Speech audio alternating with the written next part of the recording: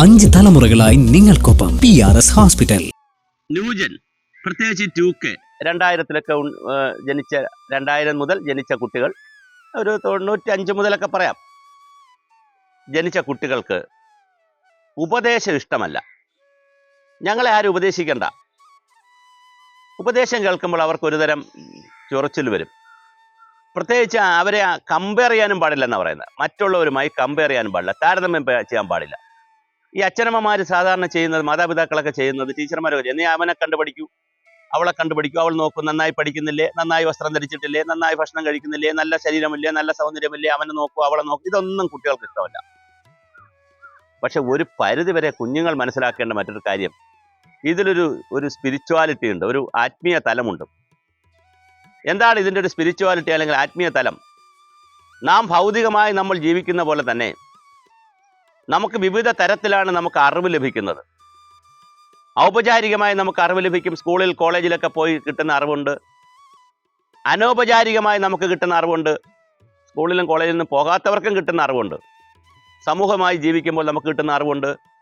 ആനുഷംഗികമായൊരു അറിവുണ്ട്.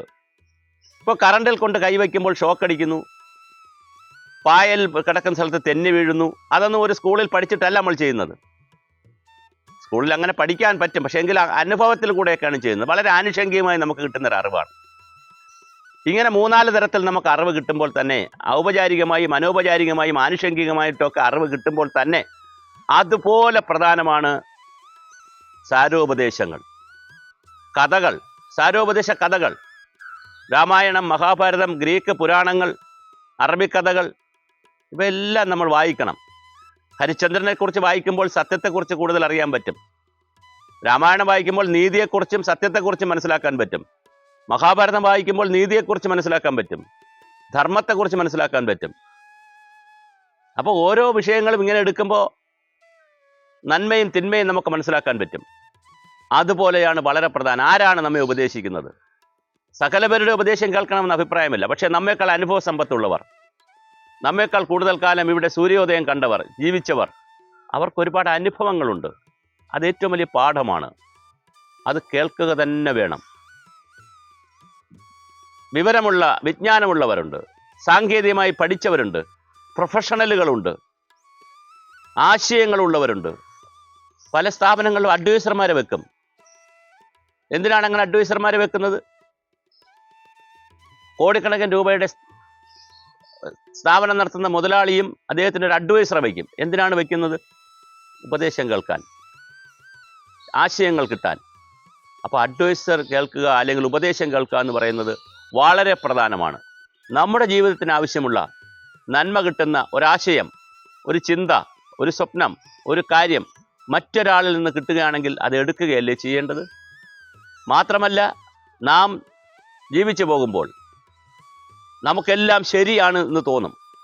നാം ഏത് തെറ്റ് ചെയ്താലും അത് ശരിയാണെന്ന് തോന്നും.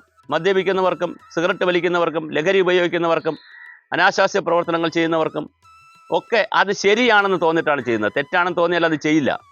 ആർക്കും തെറ്റ് ചെയ്യാൻ താല്പര്യമില്ലല്ലോ, കുറ്റം ആർക്കും ചെയ്യാൻ ഒരു താല്പര്യവുമില്ല. പക്ഷേ അത് ശരിയായെന്ന് തോന്നുമ്പോഴാണ് നമ്മൾ ചെയ്യുന്നത്.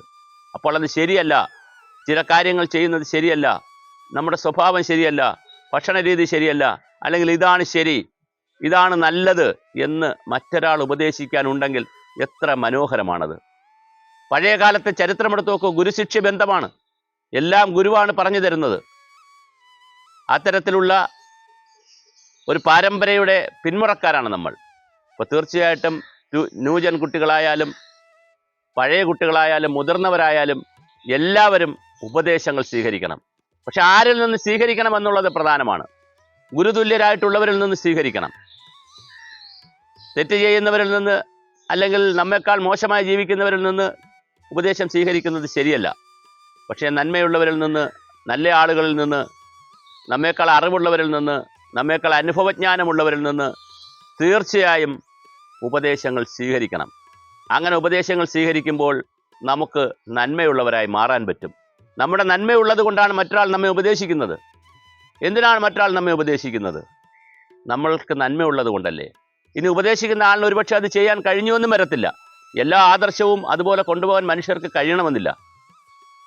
അപ്പോൾ ഉപദേശിക്കുന്ന ആളുകളെ നമ്മൾ തെറി പറയാതെ നല്ല ഉപദേശങ്ങൾ നമ്മൾ കേൾക്കുകയും ശരി തെറ്റുകൾ നാം മനസ്സിലാക്കുകയും നമ്മൾ ശരിയായിട്ടുള്ളത് മാത്രം എടുത്താൽ മതി, തെറ്റ് കളഞ്ഞേക്കുക. അപ്പോൾ ഉപദേശം കേൾക്കാതിരിക്കുന്നത് ശരിയല്ല. നല്ല ഉപദേശങ്ങൾ കേൾക്കുക, സാരോപദേശ കഥകൾ വായിക്കുക, സാരോപദേശമായിട്ടുള്ള സംവിധാനങ്ങൾ കേൾക്കുക, നല്ല പ്രഭാഷണങ്ങൾ കേൾക്കുക. നമ്മെപ്പോലെ എന്നേക്കാൾ വിജ്ഞാനവും അറിവുമുള്ള ആളുകളിൽ നിന്ന് കേൾക്കുക എന്നുള്ളത് വളരെ പ്രധാനമാണ്. അത് ജീവിതത്തെ മെച്ചപ്പെടുത്തും.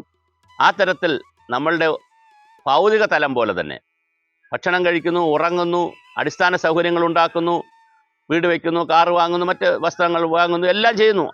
ശരിയാണ്, നല്ലതാണ്. പക്ഷെ അതോടൊപ്പം തന്നെ മാനസികമായൊരു വളർച്ചയ്ക്ക്, ബൗദ്ധികമായ ചിന്തകൾക്ക്, ബൗദ്ധികമായ ഉയർച്ചകൾക്ക് ഈ ഉപദേശങ്ങൾക്കും വലിയ പങ്കുണ്ട്. അതുകൊണ്ട് തന്നെ രാജാക്കന്മാരുടെ കാലത്ത് ഉപദേഷ്ടാക്കളായി ഒരുപാട് പേരെ അപ്പോയിൻ്റ് ചെയ്തിരുന്നു, നിയമിച്ചിരുന്നു. അവസാന വാക്ക് പലപ്പോഴും ആ ഉപദേശകരുടേതായിരുന്നു. കാരണം അവർക്ക് നമ്മുടെ നന്മയല്ലാതെ മറ്റൊന്നുമില്ലല്ലോ അവർ പറയുന്നത്. അങ്ങനെ പറയുന്ന ഉപദേശങ്ങൾ ഏറ്റെടുക്കുവാൻ നമുക്ക് എല്ലാവർക്കും കഴിയണം. അത് ജീവിതത്തിൽ പ്രാവർത്തികമാക്കാനും കഴിയുന്നിടത്താണ് നമ്മൾ കൂടുതൽ ആത്മീയത ഉള്ളവരായി മാറുന്നത്. അത് നമ്മുടെ മാനസിക തലത്തെ വല്ലാതെ ഉയർത്തും.